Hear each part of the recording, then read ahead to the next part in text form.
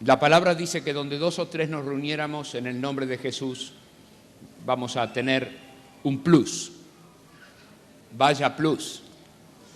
Es la presencia del Espíritu del Señor. Bueno, la Biblia nos ha puesto delante de la persona de Dios. Y todo que se pone a leer la Biblia se entera de la existencia de Dios. Y también se entera de cómo es Dios. Y se va informando. La lectura de la Biblia nos va informando. Y nos vamos enterando. Dios se ha presentado a sí mismo como un ser eterno, que no tiene principio y no tiene final. Y la Biblia nos ha puesto delante de este Dios eterno, que por eterno es infinito. Y a mí me gustaría invitarle a que usted guarde esta palabra infinito, porque la vamos a usar un rato más tarde. Pero Dios es infinito. El Dios de la Biblia, el Dios vivo y verdadero, es un Dios infinito. ¿Qué quiere decir eso? Incalculable, que está más allá de todo capacidad de cálculo. Es principio y fin. Dios es infinito. Y porque es infinito, entonces el Dios que nos presenta la Biblia es un Dios todopoderoso, porque es infinito. Es poderoso. No es poderoso. Es todopoderoso. Dios es omnipresente. Omnipresente. ¿Qué quiere decir eso? Que Dios está presente todo el tiempo, en todo lugar a la vez, como ninguno de nosotros puede. El Espíritu de Dios está presente en todo lugar a la vez. Siempre estuvo presente. Eso nos hace doler un poco la cabeza, pensar que Dios ve a la vez el presente, el futuro, el pasado, todo ve. Dios ve todo a la vez, como que Dios ve mi vida cuando era cachorrito y cuando voy a morir, y Él sabe cuándo voy a morir y cómo. Hoy. Y de tu vida también, y de la mía también. Ese es el Dios de la Biblia. La Biblia nos presenta un Dios que es omnipresente, que Él conoce cómo van a desarrollarse las cosas antes que ocurran. ¿Y qué más? Y Dios es omnisciente, porque sabe todas las cosas, todo el tiempo. El Señor no prueba para ver si sale bien o sale mal. Él sabe cómo va a salir, antes de probar. Bueno, le estoy diciendo algunas cosas que hacen doler la cabeza, pero estoy tratando de ayudarte a que nos ubiquemos delante de quién estamos. Estamos delante de la presencia de Dios. Dios es el único que merece, digno de nuestra alabanza, por lo que Él es. Él merece nuestra honra y merece que nosotros le sirvamos por lo que Él es, por lo que Él es, por lo que Dios es, por lo que Dios es. Y a mí me gustaría invitarte esta noche a recapturar para tu vida el valor de lo que Dios es. Dios es. Dios es infinito. Dios es eterno. Dios es omnipresente, omnisciente y omnipotente. ¿Qué palabra, no? Omni. Es omnisciente porque todo lo sabe, omnipresente porque está en todo lugar a la vez, omnipotente porque puede todas las cosas. Ese es el Dios de la Biblia. Es el Dios de la Biblia. La Biblia nos ha puesto delante de la persona de Dios que tiene un carácter. Como toda persona, Dios tiene un carácter. Y el carácter de la persona del Dios vivo y verdadero, del cual nos habla la Biblia, es santo. Dios es santo. El carácter de Dios es santo. Dios es santo. Es infinito. Es un Dios omnipotente, omnipresente, omnisciente, que tiene un carácter santo. Dios tiene un carácter santo. ¿Estás ahí? No, por ahí te aburrí. Porque estamos haciendo una clase de teología aquí extraordinaria. Y qué lindo hablar de teología, qué cosa linda, qué lindo, qué lindo, qué lindo, qué lindo. Hablar de Dios. Dele permiso a su mente, a su cabeza, que se invada de la palabra de Dios. Es lo que el Señor nos ha mostrado en su palabra. Él nos pone delante. Pero quería decirle algunas cosas más que me preparé. Ahí voy.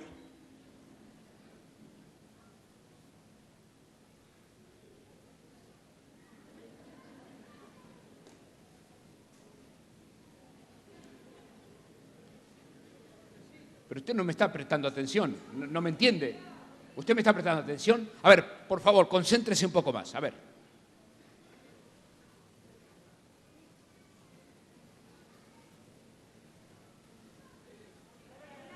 ¿Qué?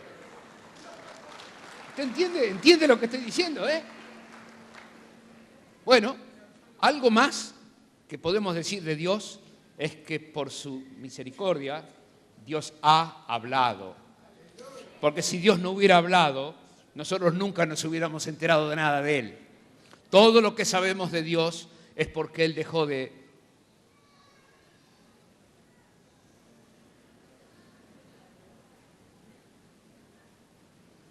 Porque si Dios hubiera...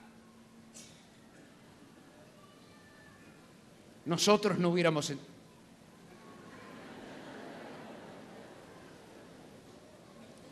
Y si algo usted puede llevarse esta noche es la certeza de que todo lo que sabemos de Dios es porque Él eligió darse a conocer.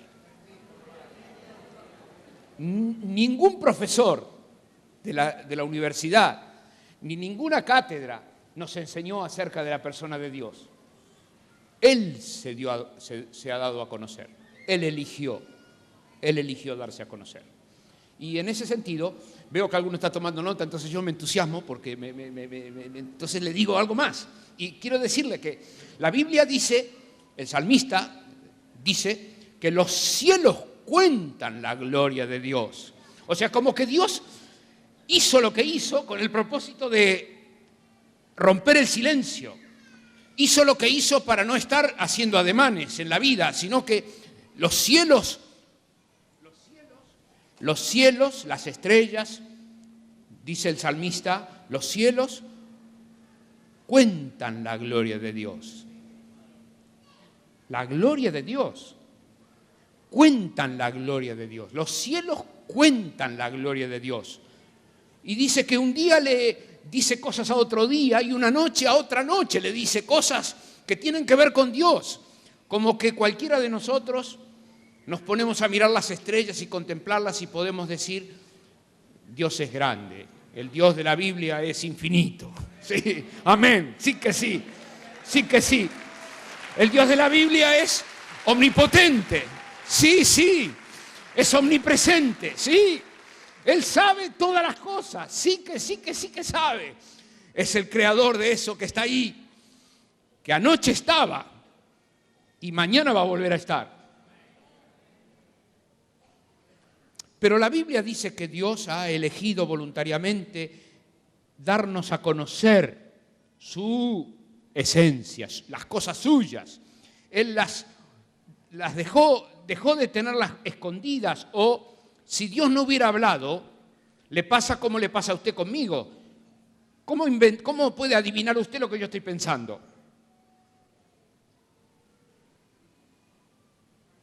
¿O cómo acaso puedo yo saber lo que usted está pensando de mí ahora, en este momento? Imposible. ¿Cómo puedo adivinar yo? Si usted no me dice, no me habla. Bueno, le digo a la esposa que usted tiene al lado, ¿usted cómo puede saber lo que piensa su esposa si no la escucha? O a sus hijos. Hablar es esencial a la vida, a la armonía. Bueno, estamos aquí porque Dios ha elegido romper el silencio y largarse a hablar. Y vaya que se ha puesto a hablar. Nos ha dejado escritas las Sagradas Escrituras.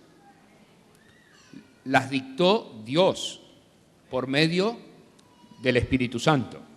que inspiró a muchos autores de distintas condiciones sociales que vivieron en distintos momentos de la historia para escribir distintos temas, todos referidos a la misma persona de Dios. Porque el Dios de la Biblia es infinito. Una sola persona no alcanza para escribir de Él, porque Él es infinito, todopoderoso, omnisciente, omnipotente. Uno solo no, muchos autores. De una sola ciudad, no, de muchas ciudades. De una sola circunstancia histórica, no, de muchas circunstancias históricas. De un año solo, no, de muchos años. De poco, no, de muchos años. Hay muchos, de muchos años. Poetas, profetas, evangelistas, maestros, fueron los instrumentos que Dios usó para que hoy tengamos la palabra de Dios. Amamos la Biblia. La gente de la calle dice que nosotros somos gente medio fanáticos de la Biblia. En el barrio hablan de nosotros, dicen que nosotros somos la gente del libro. Y esta semana estuve leyendo de un autor que decía que tenía un amigo que llevaba en el bolsillo la foto de la novia. Y cada tanto la miraba y le daba besos a la foto de la novia. Y uno lo vio y dice, vos estás totalmente pirucho, o sea, lo tuyo es gravísimo, dándole besos a la foto de la novia. Y dice, no, porque la extraño, porque hace mucho que no la veo, y cuando yo veo la foto me acuerdo de ella. Y mi hermano, el autor, decía, así me pasa a mí con la Biblia. Yo amo la Biblia, porque la Biblia me habla del Dios eterno, que es todopoderoso, omnisciente, omnipresente, omnipotente, que es santo. Vaya, ya hemos dado una clase de teología, ya nos podemos ir a casa. Si tú puedes llevar esto, ya está. Bueno, pero ahora hay una cosa muy interesante que lo dice el libro de los Hebreos. En el capítulo 1, verso 1 del libro de los Hebreos, no lo lea porque lo voy a citar, dice que Dios, habiendo hablado en otros tiempos a nuestros padres por medio de los profetas, en estos postreros días nos ha hablado por medio de su Hijo Jesucristo, a quien constituyó heredero de todo. O sea que Dios abandonó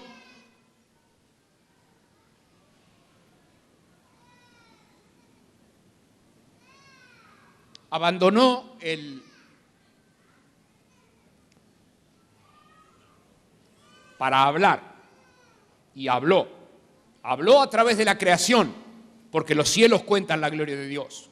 ¿Y qué más habló? Habló a través de las Sagradas Escrituras, que nos hacen sabios, que la ley de Jehová hace sabio al sencillo, y la ley de Jehová nos guía, y la lámpara es a nuestro pie su palabra.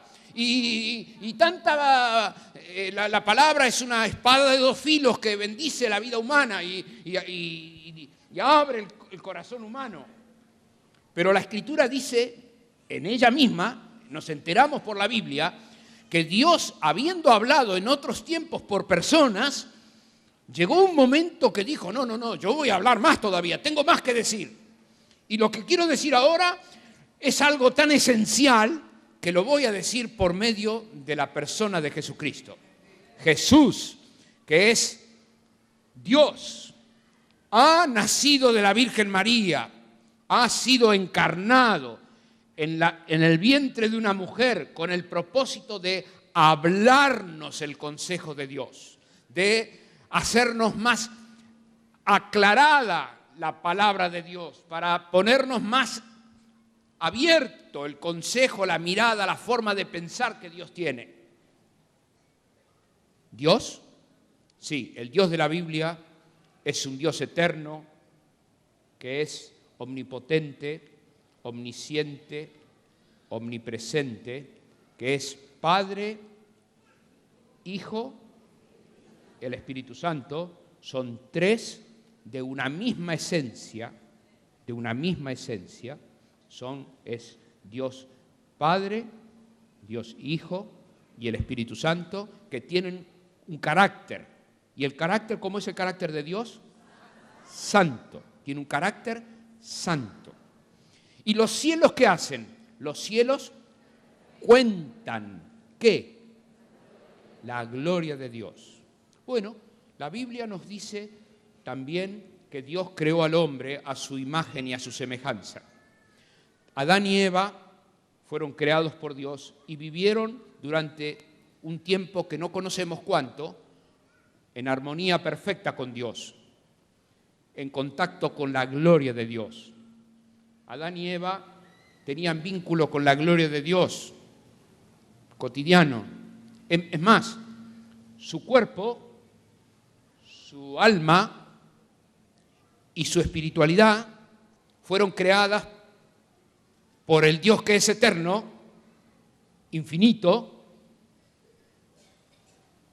Dios nos creó para que vivamos en contacto con su gloria. Nos hizo nuestra psicología, nuestra espiritualidad y nuestro cuerpo. Y bueno, si usted busca dentro suyo, usted se va a encontrar con el anhelo que tenemos de estar en contacto con la gloria de Dios. El deseo que tenemos espiritual, ese deseo de estar en contacto con lo perfecto, como amamos lo lindo, lo bello, como deseamos estar en contacto con lo perfecto, con lo justo, con lo digno de buen nombre, como nuestra vida anhela estar en contacto con lo que tiene que ver con la gloria de Dios, con la belleza de Dios. Y cómo admiramos, nos ha quedado ese deseo de admirar y cómo nos da de aplaudir. ¿Y por qué aplaudimos? Y aplaudimos lo que admiramos, nos da ganas de decir, qué lindo, qué belleza, qué hermosura. Y vamos a la jaula de nuestros pájaros a mirar los pájaros y decimos, pero mirá el pico que tiene, mirá qué hermosura, y qué lindo que es, y que mirá el pelaje que tiene. O a alguno que le gustan los caballos, se para delante de un caballo y dice, mirá, pero viste el hocico que tiene, qué belleza, qué lindo que es, qué elegante, cómo corre. Nos da ganas ¿de qué? De estar en contacto con lo perfecto que Dios ha hecho, con lo bello que Dios ha creado. Nuestro corazón, nuestra vida Mire, hace un rato estaba conversando con un hermano y conversábamos acerca de la música. Y usted sabe, recién estábamos escuchando a los músicos, nos gusta escuchar cantar. Nos gusta. Y decíamos que el salmista David tenía un arpa en aquel tiempo, y con aquel arpa de aquel tiempo aquietaba la furia de Saúl. Y uno se pregunta, ¿qué tocaría? ¿Cómo serían las cuerdas del arpa? ¿Qué sería? ¿La vena de una vaca? ¿Cómo sería? ¿Cómo harían? ¿Con la tripa de un chancho? ¿Cómo sería la cuerda? ¿Y cómo tocaría la cuerda como para serenarlo a la furia de Saúl? ¿Cómo sería? ¿Tendría 3 notas, 4? ¿Cómo se las arreglaría David? No sé. Lo único que sé es que el arpa que David tocaba apaciguaba la furia de Saúl. Bueno, algo parecido pasa con nosotros cuando entramos en contacto con las cosas bellas, con la belleza. Bueno, usted conoce la historia de la tragedia humana, de lo que ha pasado en el Jardín del Edén, por lo cual el apóstol Pablo, cuando escribe a los romanos, nos dice un texto muy duro, que está en el capítulo 3 de Romanos, dice, por cuanto todos pecaron, porque está refiriéndose a la caída de Adán y Eva y a lo que nos ha pasado a todos a consecuencia de eso, por cuanto todos pecaron y están, ¿qué? ¿De dónde? ¿De qué? Pero los cielos, ¿qué cuentan? Ay, estamos en problemas. O sea que los cielos cuentan la gloria de Dios, pero nosotros estamos ajenos a la gloria de Dios. Usted está ahí, ¿no? Porque juntos, mire, no sé cuánto llevamos, ¿10 minutos, 15 minutos? Pero mire dónde estamos. Estamos hablando de la tragedia humana más grande. La persona humana, yo, vos y cada uno, nos hemos caído de la gloria de Dios. Nuestra vida tiene un anhelo de recuperar su contacto vital con la gloria de Dios. Lo hemos perdido. Lo hemos perdido. Porque el Dios verdadero de la Biblia es un Dios eterno, que es omnipotente, omnipresente y omnisciente, que tiene un carácter, que es santo. Y nosotros hemos pecado. Y a consecuencia de su carácter santo, ¿qué pasó? Estamos destituidos de la gloria de Dios. Yo no sé si a usted le parece bien presentar la palabra del Señor así, pero esto es cuáquer puro, esto es puchero.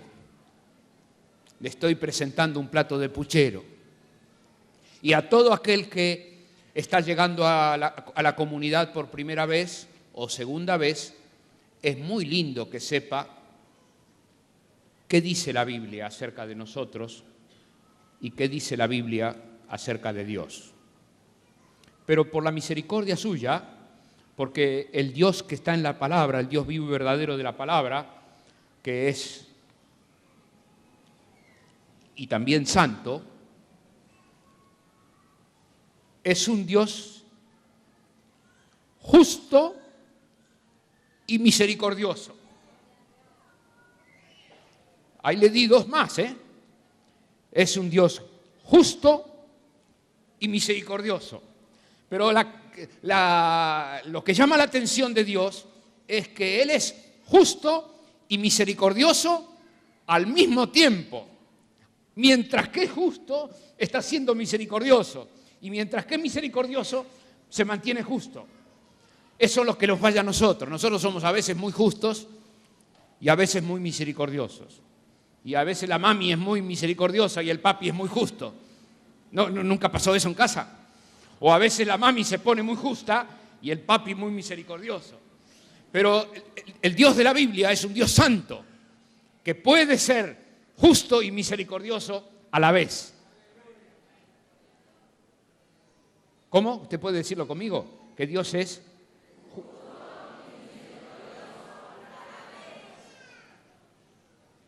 Muy bien.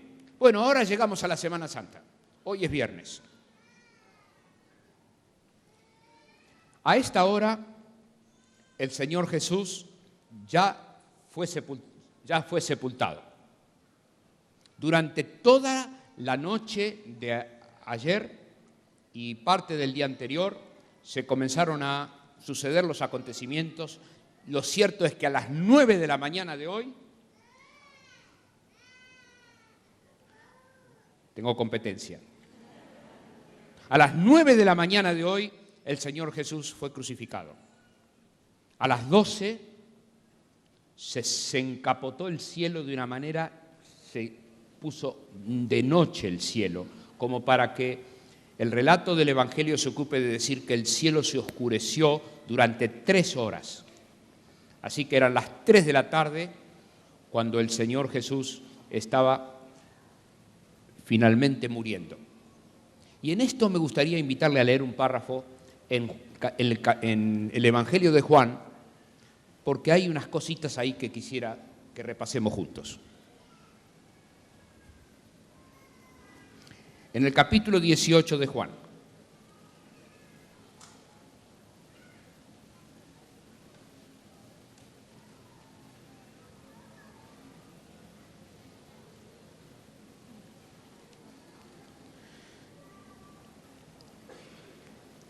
...19, 31.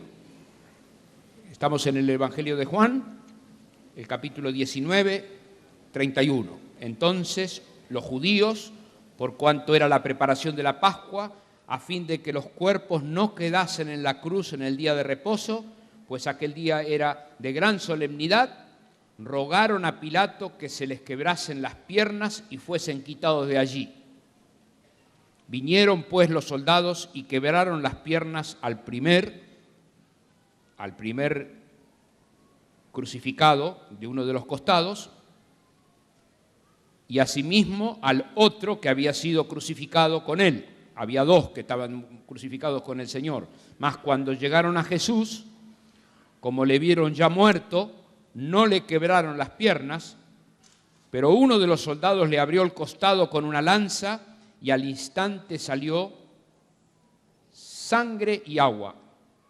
Y el que vio da testimonio, y su testimonio es verdadero, y él sabe que dice la verdad para que vosotros también creáis. Porque estas cosas sucedieron para que se cumpliese la Escritura, no será quebrantado hueso suyo. Y también otra Escritura que dice, mirarán al que traspasaron. Hasta aquí nomás. El Señor Jesús fue crucificado hoy. Si vos o yo hubiésemos estado ahí a las afueras de Jerusalén, seguro que a esta hora tendríamos guardado en el bolsillo una astilla del palo de la cruz, diciendo para nosotros, yo lo vi, yo estuve ahí, era Él, era Jesús. Fue una muerte impresionante. Los soldados mostraron todo el rigor del poder humano para cumplir con la sentencia a muerte de un reo. Y los hombres, los principales sacerdotes y las personas que estaban ahí gritando, pusieron de sí todo el odio que puede acumular el corazón humano para terminar con la vida de alguien inocente. Murió hoy. Mire, hermano mío, yo no sé si vos vas caminando al cielo conmigo, pero quiero decirle que a la fe cristiana le resulta muy importante recordar que el Señor Jesús fue efectivamente crucificado.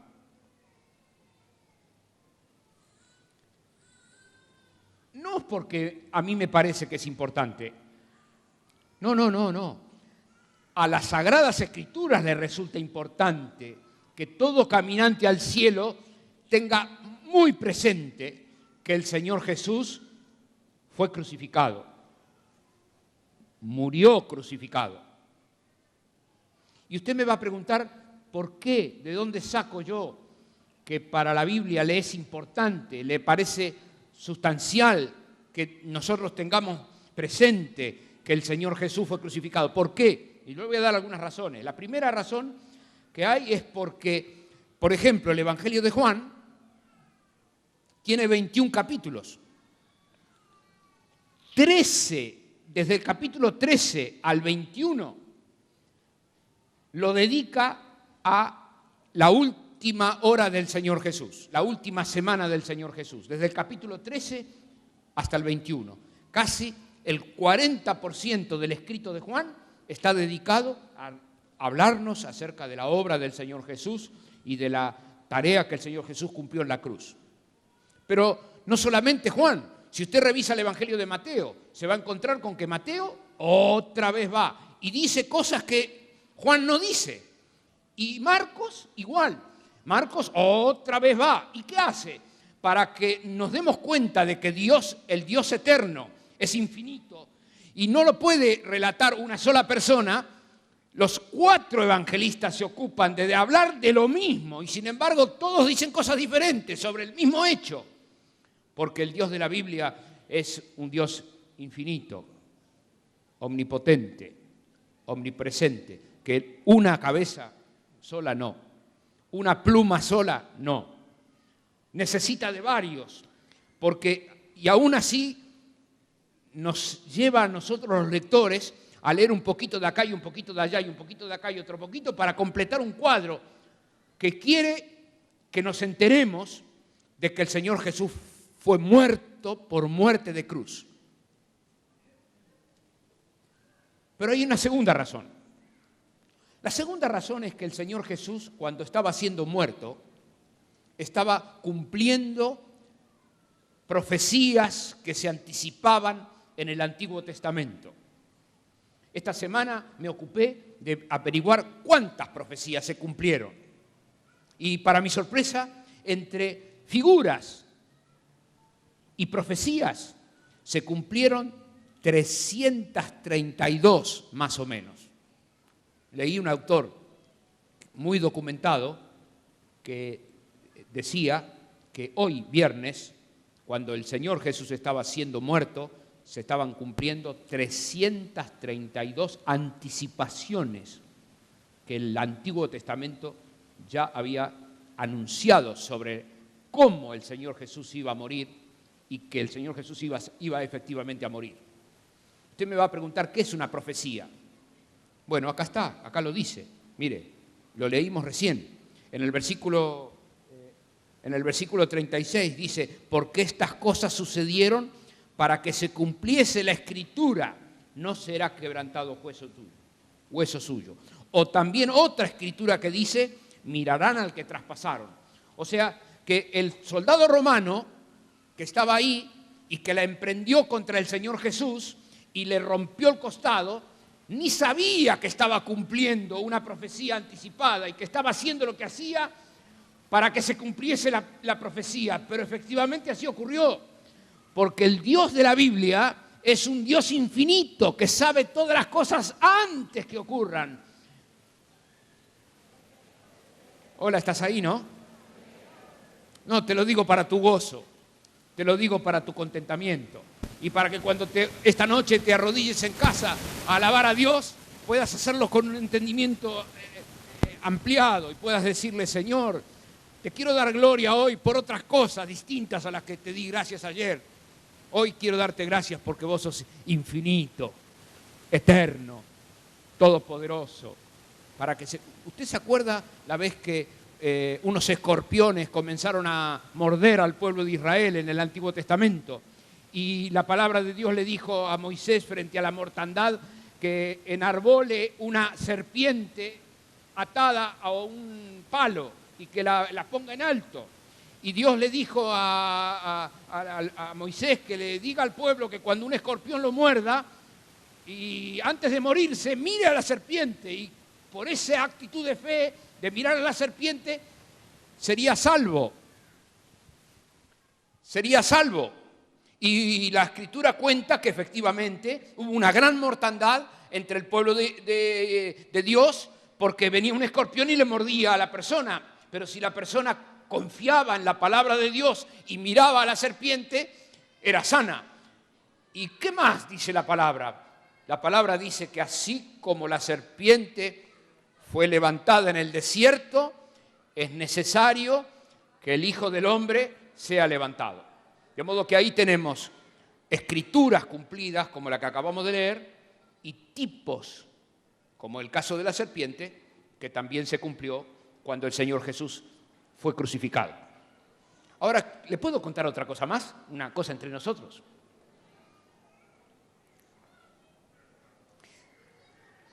Realmente quienes querían matar al Señor Jesús no era el Imperio Romano, sino que los que quisieron matarlo al Señor Jesús eran los judíos.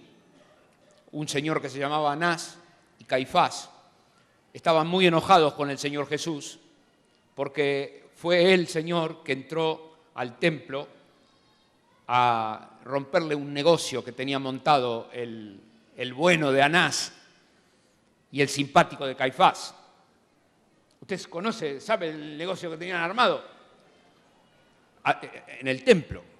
Y el Señor Jesús vino, movió las mesas de los cambistas y les dijo, reprendiéndolos, que habían transformado a la casa de Dios en una cueva de ladrones. Y cuando lo vieron al Señor Jesús tan resuelto a enfrentar el poder religioso como nadie se atrevía a hacerlo, Anás y Caifás dijeron para sí, con este no vamos a poder. ¿Me deja que le cuente un poquito más? Resulta que había que dar ofrendas en el templo. ¿Y qué hizo Anás? Establecieron una moneda de circulación dentro del templo únicamente. De modo que cuando venía una persona de Buenos Aires con los patacones de Buenos Aires y llegaba al templo, tenía que ir a un cambista para que le dé cambio para poder ofrendar a Dios, para poder hacer la ofrenda en el altar. Y el cambio era muy desfavorable a las personas. Venía una persona de Entre Ríos con la moneda de Entre Ríos y llegaba al templo para ofrendar a Dios en Jerusalén, pero resulta que Anás y Caifás, que eran los que gobernaban el templo, habían establecido una moneda que no era esa, porque ellos habían decidido que la moneda de Entre Ríos, de Corrientes, de Córdoba, de Santiago del Estero y de Mendoza eran impuras. La única moneda pura era la de ellos, que había que ir a cambiarla ahí a la mesa de cambio, a un cambio muy desfavorable para el fiel que venía a la casa del Señor. Algo parecido ocurría con las ofrendas físicas que la gente estaba acostumbrada a hacer. En el Antiguo Testamento, una familia pobre traía como ofrenda de expiación por el pecado de la familia un animalito para derramar su sangre. Si la familia era una familia muy pobre, el animalito más pequeño que una familia traía era una paloma. Y mataban la paloma en el altar, el derramamiento de esa sangre era tenida por expiación del pecado de la familia. Si era una familia en buena posición, tenía que traer un cordero sano. Bueno, pero usted cree que armó Anás y Caifás, el bueno de Anás y el simpático de Caifás. ¿Qué cree que hicieron? Pues ellos tenían un corralito al costado del templo y una jaula de palomas al otro lado, y tenían los ujieres en la puerta del templo, que miraban estrictamente la ofrenda suya. Esta paloma no es digna de Dios. Vas a tener que tirar esta paloma a volar, ir a comprar una paloma al palomar de Anás, del bueno de Caifás. Pero resulta que la paloma que traía la familia era una paloma que a lo mejor la había cazado con una trampa barata, una cosa, pero Anás la vendía, y bien cara que la vendía. Esa sí podía entrar al templo. Y con los machos cabríos y con los cabritos, ¿qué pasaba? Lo mismo. El cabrito que traía el papá al hombro era un cabrito que no pasaba la inspección. No pasaba la BTV. Los únicos cabritos perfectos estaban en el corral de Anás y de Caifás. Tenían un negocio armado impresionante. A toda hora facturaban, que daba gusto. Intermediaban la fe y al Señor Jesús le enervó. Han convertido la casa de Jehová, la casa de oración, ¿en qué? En una cueva de ladrones. Cuando Anás y Caifás lo vieron al Señor Jesús enardecido, que se sacó el cinto y la emprendió contra todos, y ninguno de ellos pudo contra él, dijeron en su corazón: es mejor que muera uno y que no mueran todos, porque esto va para mal, esto se acabó. Anás tenía buenas razones para presionarlo a Pilato para que lo mate al Señor Jesús. Muy buenas razones tenía, muy buenas razones. Eran razones que están documentadas en la palabra. ¿Pero cómo? A ver. ¿Pero que el Señor Jesús murió porque lo mató a Anás? No. Porque el Dios de la Biblia es un Dios infinito, que es omnipotente, omnisciente, omnipresente, que se puede valer de un fulano, del bueno de Anás y del bueno de Caifás, para llevarlo a la muerte al Señor Jesús, que necesitaba morir, porque ya estaba dicho en el Antiguo Testamento que iba a morir. Estaba dicho cómo iba a morir y estaba dicho que iba a morir. Las dos cosas estaban dichas. De la forma que iba a morir, crucificado. Pero ¿sabe qué pasa? Anás y Caifás, judíos, no podían matarlo al Señor Jesús crucificado, porque los judíos no tenían la muerte de la cruz.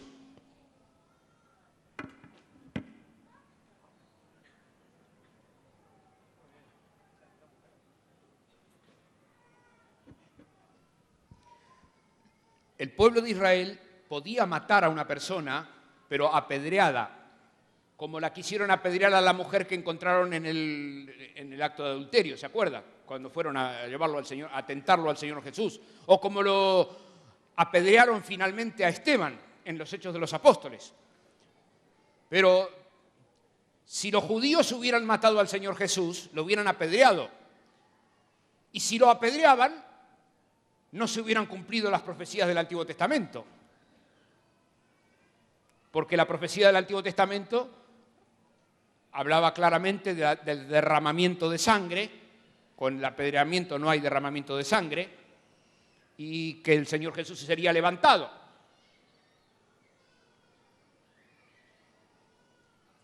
Entonces hacía falta que muriera el Señor Jesús por orden del Imperio Romano, que sí tenía pena de muerte, de cruz.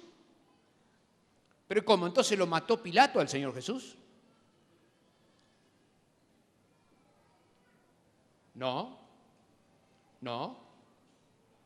Pilato fue un instrumento del Dios infinito que sabe todas las cosas antes y que sabe todas las cosas todo el tiempo, que usó de un cariñoso de Anás y del bueno de Caifás para acusarlo al Señor Jesús delante del Imperio Romano, que sí podía matarlo con muerte de cruz. El Señor Jesús fue muerto como Dios había anticipado en las Escrituras. Y el evangelista Juan nos dice, como acabamos de leer, que para que se acelerase la muerte de los reos que estaban colgados, le quebraron las piernas a los dos que estaban al costado del Señor Jesús, y cuando llegaron a la figura de Jesucristo, los verdugos, como ya le vieron muerto, los profesionales de la muerte, como le vieron muerto, no le quebraron las piernas. ¿Por qué no le quebraron las piernas? Dígalo. Porque el Señor ya estaba muerto. Perdón, ¿usted cree que el Señor Jesús murió? Usted sabe que estamos recorriendo un nervio esencial de tu fe. Tu fe y mi fe necesitan anclarse para crecer fuerte. Y una de las anclas más saludables que las Escrituras nos han dejado es el relato de la crucifixión del Señor Jesús. Y nuestra fe necesita aceptar de bien que el Señor Jesús murió. Jesús murió. Porque le vieron ya muerto, no le quebraron los pies, no le quebraron las piernas, sino que un soldado lo cortó de costado. Cualquier doctor que sabe de medicina nos explicaría qué quiere decir eso de que le cortaron, pero yo lo que puedo decirle desde afuera es que afirmó más que estaba muerto. Y si acaso quedaba alguna duda, lo mató. O sea, no había vida ahí, no había vida humana ahí. Hoy, a esta hora, el Señor Jesús fue bajado de la cruz y sepultado. Me interesa profundamente que recordemos que el Dios de la Biblia tiene un carácter que es santo. Él puede ser justo y misericordioso a la vez. Y en la obra del Señor Jesús se ve justamente eso, se ve la justicia perfecta, infinita de Dios que cargó sobre el Señor Jesús el pecado de todos nosotros, y se ve también la misericordia infinita de Dios que nos regala por la obra de Jesucristo el perdón de nuestros pecados. A la vez está todo ahí. En la obra del Señor Jesús está la justicia de Dios que cargó sobre el Señor Jesús nuestra maldad, y también está el amor de Dios que busca perdonarnos, busca devolvernos a su gloria, busca que volvamos a tener comunión con su gloria para que recuperemos lo que hemos perdido.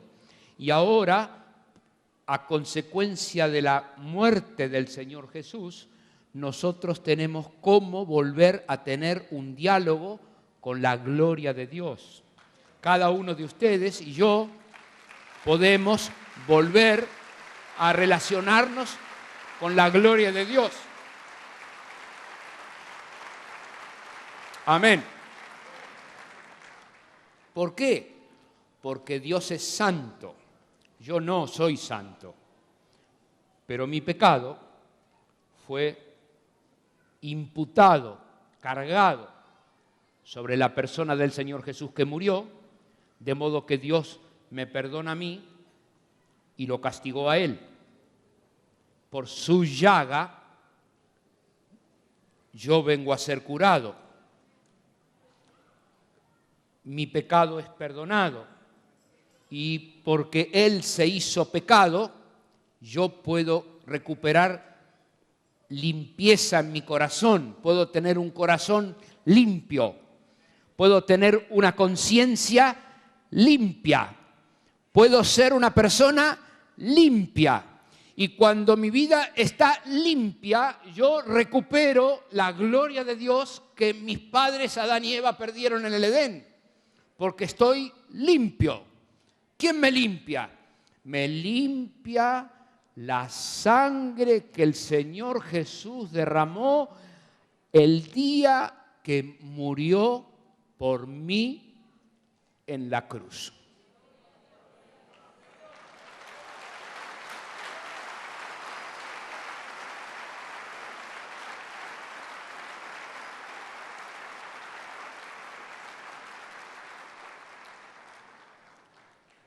¿Me aguanta un minuto más? Un minuto más.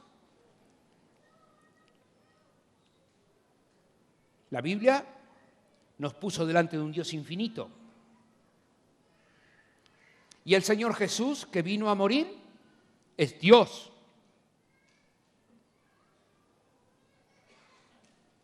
De modo que el Señor Jesús también murió una muerte infinita. Jesús murió una muerte infinita, como para perdonar infinita cantidad de pecados a infinita cantidad de personas.